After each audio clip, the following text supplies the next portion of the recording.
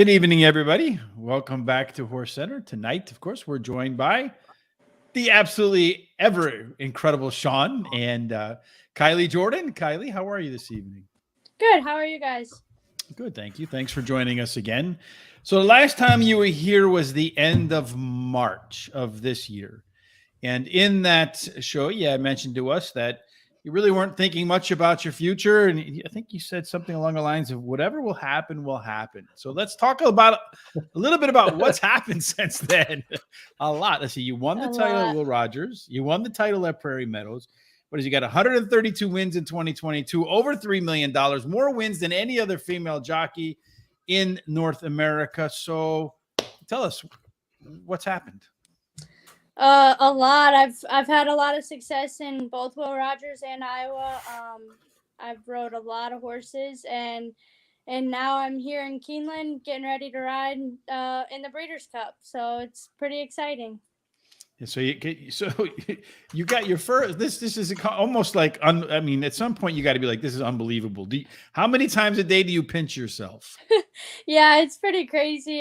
It still hasn't hit, but I feel like it's really gonna be very nerve-wracking and everything on Friday. So it seems like all the people around you, though, from what I've read, that seems like the most common question. Like, are you nervous? Are you going to be nervous? The folks don't the people ask your parents, your trainers, and everybody seems to think you got this. That is and even you said, once you get on the horse, you breathe, and after that, it's all right. So take us through that routine that calms you down. Now, normally I've read that you calm the horses down. Is this going to be a case where the horse might have to calm you down?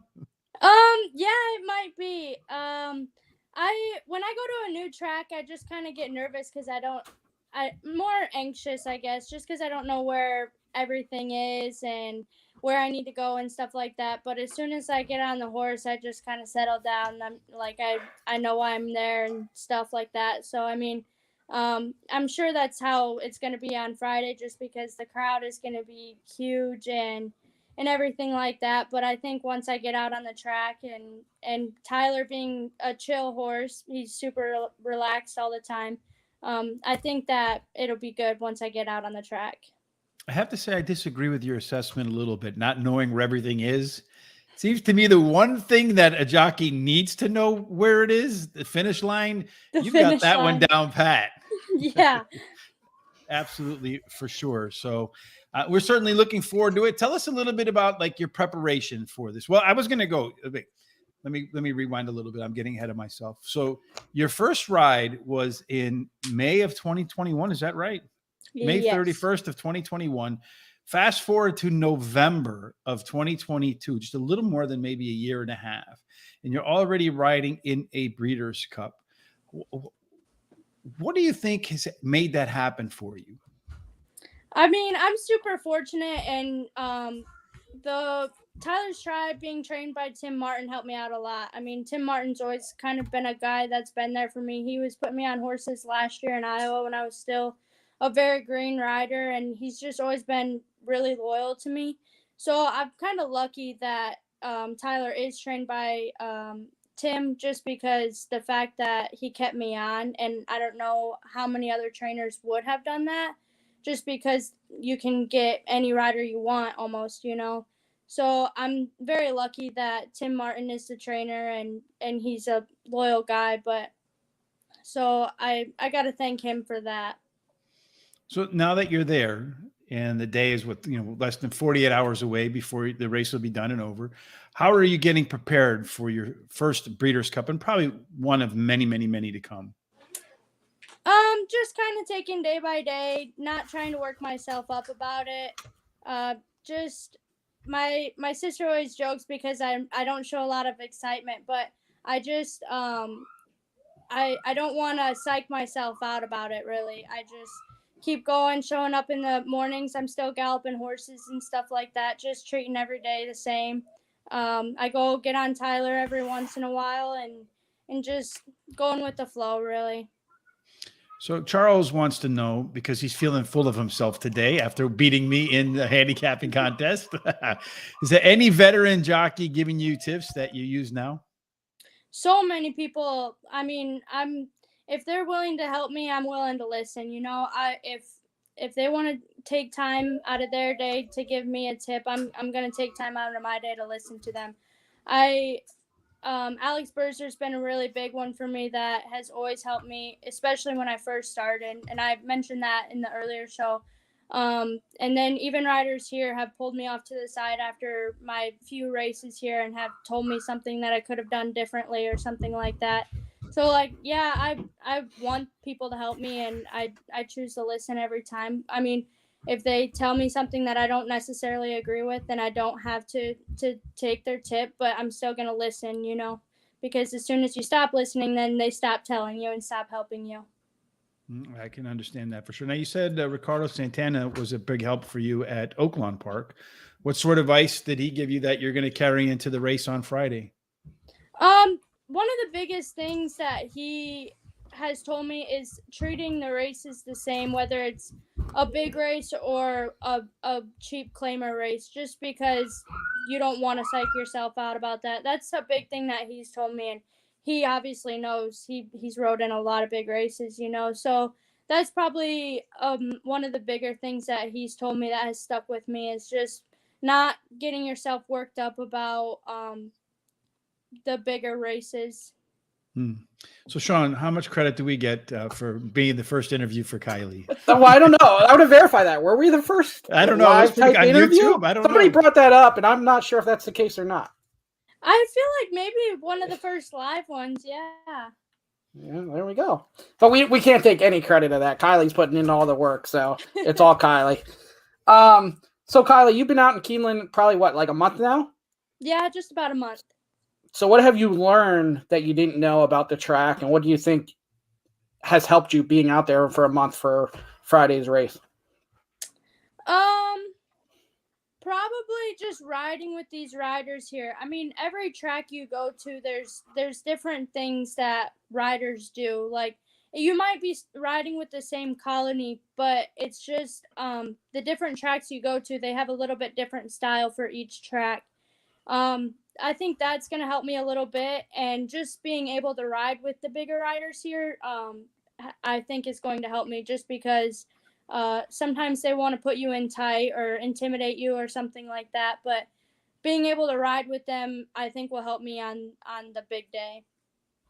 And the story's been all over, but can you fill in maybe the viewers that don't know more about the backstory with the horse Tyler's Tribe and where the name came from in the story?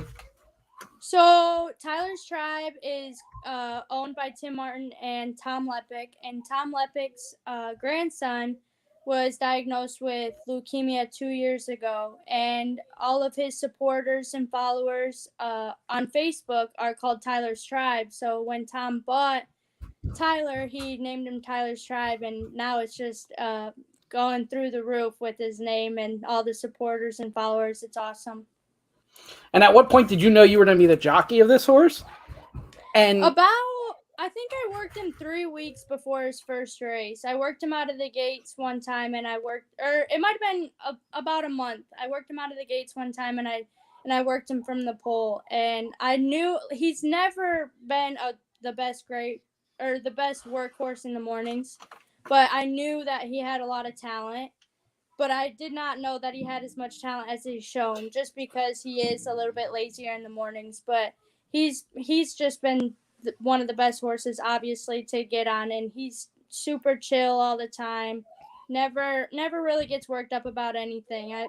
He's a pretty cool horse to be around. When you saw this thing start to unfold and where Tyler's Tribe was going, did you ever get nervous that at some point they were going to put the big name rider on? Yeah, actually, a couple days before Tom announced it, I was talking to my family and was like, I understand why they would put a bigger named rider on. I mean, more experience and everything if you're going to a big race.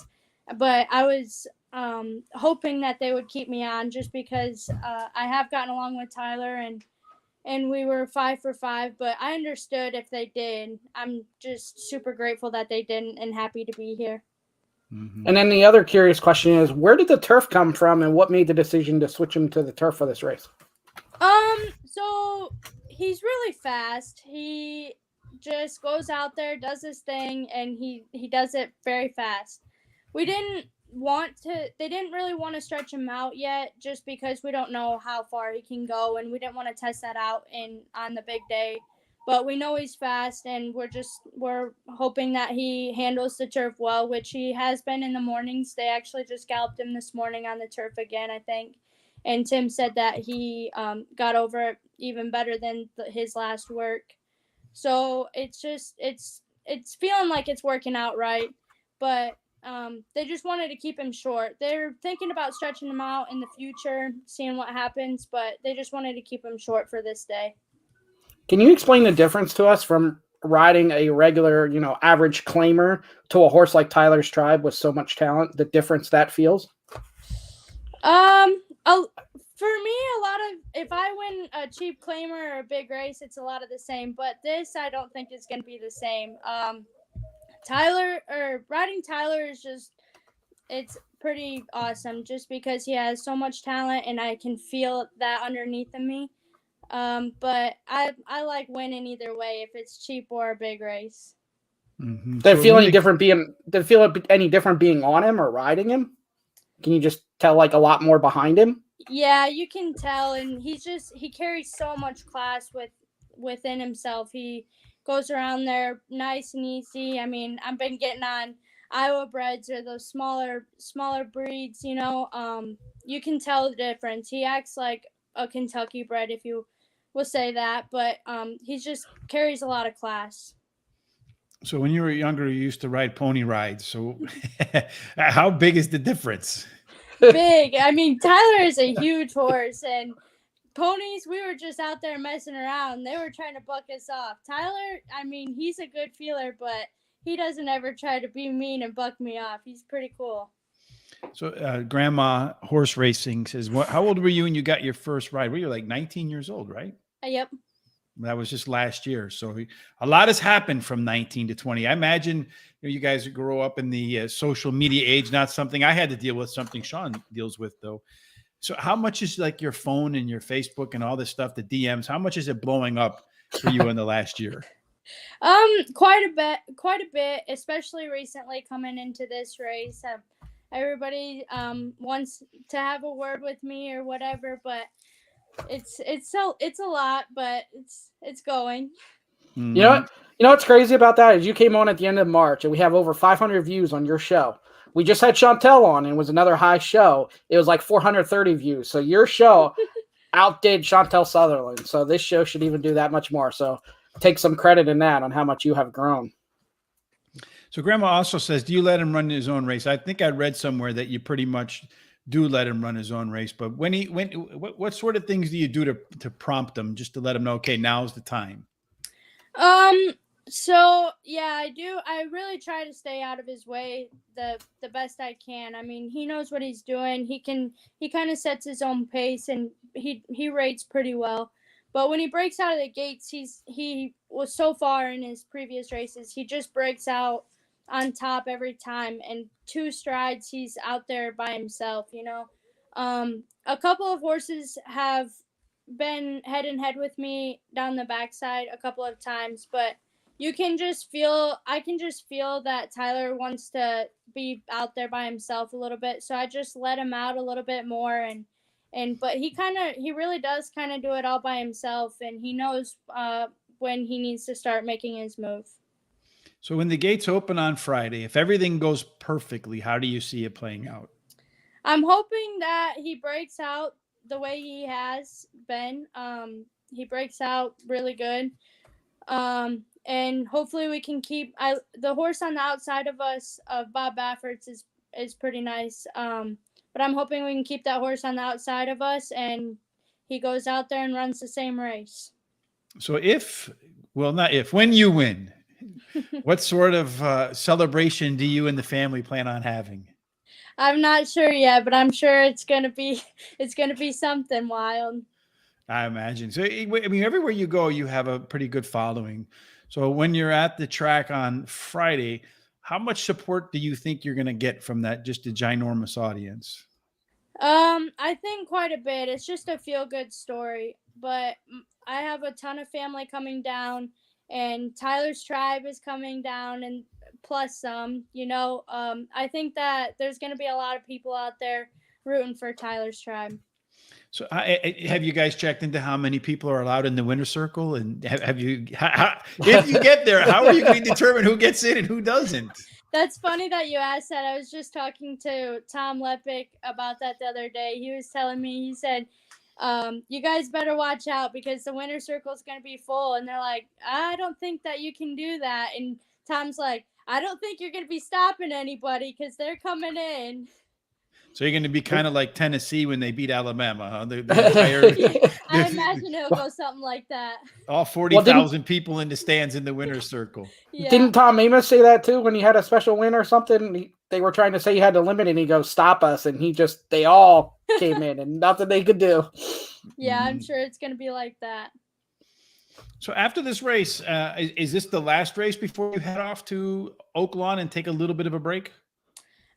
Actually, I have a couple undercard races on Saturday, and then Sunday I go to Churchill to ride one, and I might have a couple entries this upcoming week in Churchill, and then I plan to go to Oaklawn after that and start getting on horses to galloping and working horses down there. So you're going to go straight to work, no time off to kind of relax and just reflect on your phenomenal 20-year-old campaign? I might try to sneak in a couple of days for myself. So when you do sneak in days for yourself, what do you like to do? I mean, what does a 20-year-old, most winningest female jockey in North America want to do for fun? Well, when I was in Iowa, when I was in Prairie Meadows, I would go home. We live about 2.5 hours from the track, and I would go home and just ride my pony. He's just a little quarter horse, and I trail ride him. But I'm hoping to bring him down to Hot Springs, so I'll have something to do in my off time. Our Terry wants to know, do you like your post position? Yeah, I think it's a good spot for him. I don't think that he really minds all that much, just because he has one. So far, he's shown to us that he has his typical running style. So I'm just hoping that he breaks out like he usually does, and see what happens after that. Our good friend Razor wants to know, aside from yourself, who is your favorite jockey? Is that a tough one to answer because you don't want people mad at you? I would just have to say Alex Berger because he has helped me so much. Yeah, I can see that for sure. Sean, what else is on your mind? So you've said about Tyler's Tribe being a real calm horse. Has he ever seen the crowd he's going to see Saturday, and is that of any concern? Or Friday, I should say. I'm not concerned about it. If anybody has seen any interviews of the winner circle in Iowa, it was quite big, and everybody was yelling, everybody was clapping, and he didn't mind that at all. So I'm not too worried about him being bothered by the crowd. And then another thing is people always look at the post parade and how a horse is acting. If Tyler's Tribe's on his A game, maybe he's acted the same way all 5 races. How does he act in the paddock and in the post? He is a handful. In the paddock, they like to have 2 people on him just because he doesn't get wild or anything in the paddock. He's a power horse. He will drag one person around. So they put 2 people on him. And then in the post parade, he's bucking and kicking and doing everything. He really is a handful. So if you see that, then hopefully it's a good sign. So when you're pumped up for a race like this Thursday night, are you one of those that you're just going to sleep like a baby, or you're going to have problems sleeping because you're going to be so pumped up? It might take me a minute to fall asleep, but I'll sleep like a baby once I do. So what's your routine going to be like on Friday morning? I one time went for a run. I did like a train for like one of those run bike run things. And I would get up and eat sausage and, scrambled eggs and stuff. So on the race day, we decided we were going to eat some like power bars instead of the normal food. And oh my God, that was a huge mistake. So what cramps like you can't believe, but what's your like race, your morning routine to get you ready to go, particularly for a big race? I usually like to go to the gym. I go to the gym and run a little bit, and then I'll come back home and I'll shower and go into the room. just hang out in the room for a while and take a look at the program. I don't look too deep into it because you never know what's going to happen. But that's usually my thing on race days is I go to the gym. So now you're doing shows like this with us. If you happen to win this race, I'd imagine that the media attention on you could get pretty intense. So if that happens, like how do you prepare yourself for something like that? Or is it something you just can't even think about until it happens? Yeah, I don't really like to think about it. I used to be really, really bad at interviews, but the more I have, the better I've been getting. But I don't want to think about it yet just because I will make myself really nervous about that. I don't like talking in front of a big crowd. So like if Jimmy Kimmel called or Jimmy Fallon called or one of them late night hosts, which one would you say yes to and which one would you say no to? I don't know. That would be hard for me. To go on the show or say no? Both. Yeah, I can imagine. But you know, if you have a lot of success, everybody loves a winner. So as you continue to win, I can imagine that the media requests are only going to get bigger and bigger and bigger and bigger. So whether you one way or another, you'll probably have to grow into that role. And from everything I read from all the people around you, I don't think it's going to actually in any way, shape, or form be a problem. Would you say the same thing, Sean?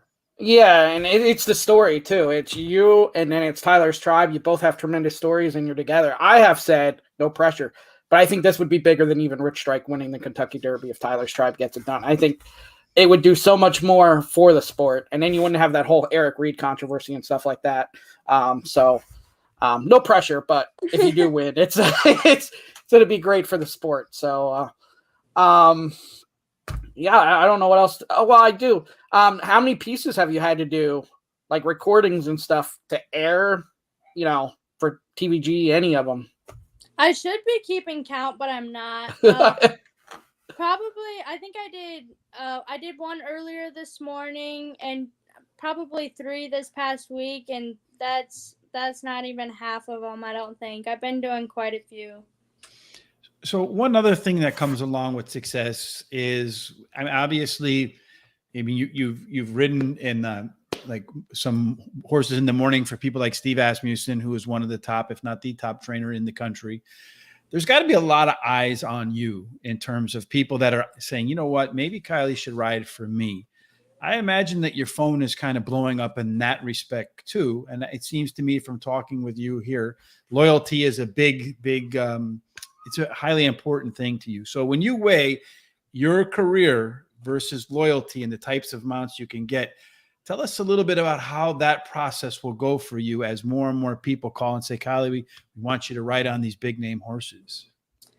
It's actually happened to me in Iowa. I ride a lot of horses for Lynn Kleberad, and I chose one of her horses over a Steve Asmussen horse that he had shipped up there. But I don't want to take off of horses of people that have been loyal to me.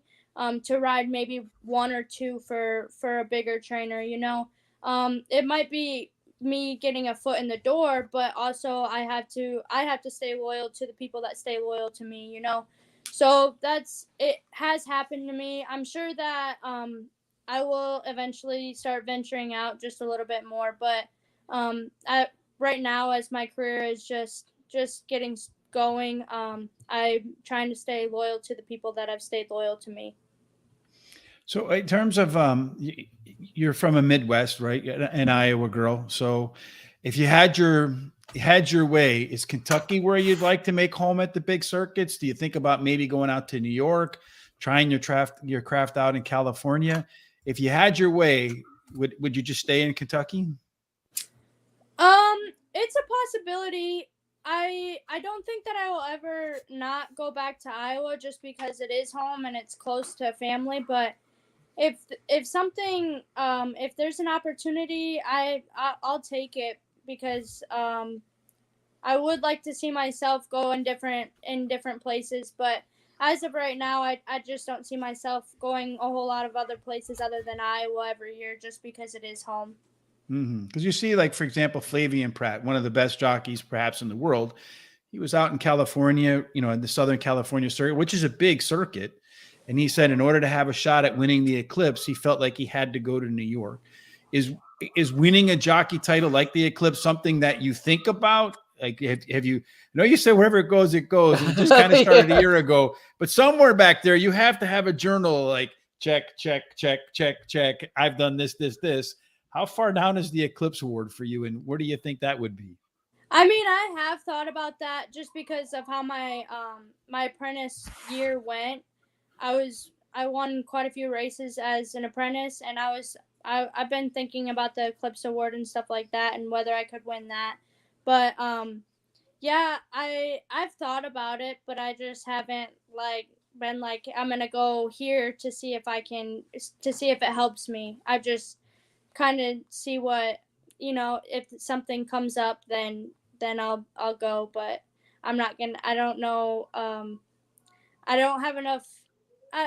I don't know if I would just jump out and be like, I'm going to go to New York and try it out here for a couple of years unless I have an opportunity to go out there with somebody or, to know that I have a promising ride there or something, So if you were to go to New York or something like that, would your family come along with you? Is it like you take me, you take the whole family? It's like it's a complete package. Is that how that goes? I wish it worked like that. I'm able to bring my sister along with me pretty much wherever I go, but I don't know. I don't know if I can bring my parents along with me, but my sister keeps me company usually when we go to different places. She's been here with me in Kentucky this past month. So which one keeps the other one out of trouble? I think we kind of help each other get into trouble. Okay, I can understand. Two angels on the bad shoulder. Go ahead, how would you even have time to get in trouble? Yeah, we take a lot of naps here. The whole track opening up at 5:30 is getting to us. We've been taking a lot of naps, but just trying to check out all the farms and get as much in as we can. So trying to go off that last question too, like you see a lot of jockeys, the Russell Beeses of the world and stuff, they were 30% at one track and they just never wanted to leave, or they're 30% at one track, they do leave and they're a 10% jockey. If it comes down to that, where you're 30% and just dominating at a track, or you're 10% and just, at a big track, which one would you prefer? I like being at small tracks just because I like knowing everybody. So I think that I would probably have to stick with that, just being at a smaller track and being successful at a smaller track rather than being at a big track and not getting as many mounts and winning as many races. But I also prefer being at a small track rather than a big track. That's certainly understandable. I can imagine it makes you feel a little bit more comfortable in your own element and not as many things to think about. Well, we certainly hope, as many people who have commented here, I don't know if you can see the comments, but you're getting a lot of love as the show moves on. People wishing you luck. Carrie Jewell says she's on their way to Kentucky. Proud of you, excited for you and Tyler's tribe. You have Kaylin. That's actually Tyler's mom. Well, they're on their way up to say hi. So hopefully we'll see all of you in the winner's circle. We're so proud of you back home from Iowa. So a lot of Iowa love going on there as well. So hopefully everybody watching will get a chance to see you in the winner's circle for certain. We want to see you there. Isn't that right, Sean? Absolutely. Wish you nothing but the best. And no matter what happens, you're still going to have a successful career. So thank you. You roll with you roll with the punches. So, right. Just roll with it. So if Kimmel calls or Fallon calls or we call, which one are you picking? You guys for sure first. All right. Well, we see the trick is I don't even call. I just text so she can answer whatever she wants to answer. Well, that's how you got to communicate with kids today, anyway, Sean. Right? I mean, for me, it's Sean. Quit texting me. Send me emails. All right, fine. All right, Kylie. We wish you a lot of luck on Friday. We want to see you do very well and continue to do well, and we certainly look forward to the next time you're here because you went from about $500,000 in winnings to $3 million since the last time we talked. So next time we'll talk, you should be somewhere around 25. I like the sound of that. Thanks for coming again tonight. Have a great evening and good luck on Friday. Thank you. Thanks for having me. Thanks, Kylie. All right, Mr. Sean, that's another good evening. That wraps up our Horse Center for the week. Sean was trick-or-treating, eating all of Blake's Reese's Cups since Monday night, and Blake just willingly gives them up. So what a very good kid you have there, Sean. Yeah, I'm glad he likes what he likes. So tomorrow, Charles and I will be back to handle Churchill Downs. And then, of course, we will have our wagering guide prepared. A lot of work. I don't know if you can see how tired I am, but still plenty of work to go to get it done before tomorrow. Outside of that, I know Tom and I will be doing, I think, Fenwick or something like that in Farnsworth, something, and I think in Australia for Foreign Friday. Then on Saturday, we're going to have an announcement of what we're going to do. You're going to want to follow us on our social sites, Horse Race, the number 2 day, Horse Race, the number 2 day, to find out what our plan is for Breeders' Cup on Saturday. I think that wraps it up, Sean. Any final thoughts before we get out of here? Well, we'll go with next week's schedule. We'll have trainer Aaron McClellan on Monday, and then Tuesday we'll have another apprentice jockey. I don't know if he's even an apprentice anymore because he was lighting on fire, Jose Gomez. And then Wednesday we'll have Adam Bowman on. He's been around for a little while at Parks and ran that grade 1 in the PA Derby, which was his first one. So he's got a great story too. Usually we do some Hong Kong. I thought we were actually going to do Hong Kong this weekend, but apparently Tom had something else in mind. I let him dictate the schedule and what we do there. So I just try to ride along. Want to say thank you to Desiree Molis, Ashley Deutsch, Caitlin Kuhlman, Clifford Cecil, Steve Goodrich, and Cody Ungles for the thumbs up on Facebook and the hearts. We appreciate that. If you like what you saw too, please tell your friends about us. If you haven't done so already, you know the routine. Hit the subscribe button, hit the bell, all that good stuff. But also help us with some thumbs up on YouTube as well. Moves us up their algorithm. More people find us, and hopefully one day somebody can actually send us a check for doing this.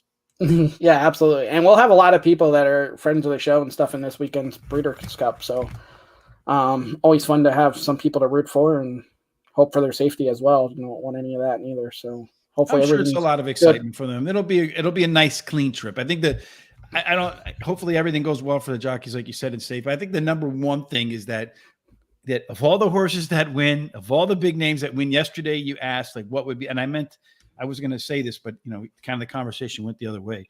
I think the biggest thing that can happen for horse racing is we have a fantastic weekend of racing. And when it's all said and done, everybody tests clean and that racing can move forward without any kind of scandal in its biggest event. Absolutely. We don't need any of that at all. So none of that at all. No. So yeah, definitely that. And then clean trips for the horses and jockeys as well. Indeed. And then if we get all of that, I mean, there's so many stories this year. Some of these stories, the horses are going to win and create for some great news. So I feel like we're either going to have new people watching or new people that are going to be like, oh, that water cooler talk that people talk about. That should be happening Monday morning. Well, hopefully it happens as soon as Sunday morning as well. But when all the races whoever are works done. Sunday, yes.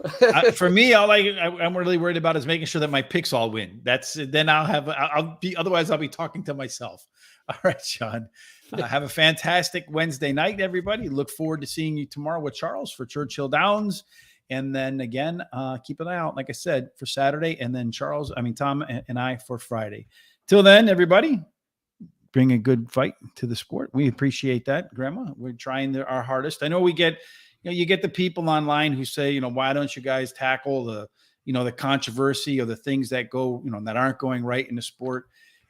If you want to see those kind of articles, my response is simply, then go ahead and do them yourself. This is where we decided we wanted to be. And because of that, I think that's why we're doing okay, because you can tell it's authentic. It's not something we're forcing. And hopefully it comes off that way for you as well. All right, Sean, for the third time, have a good night, my man. We'll see everybody tomorrow. Until then, we hope every single thing that you do ends up in the Breeders' Cup winner circle. Absolutely. With Kylee smiling big and Tyler's Tribe. Let me see if I can get the right button tonight.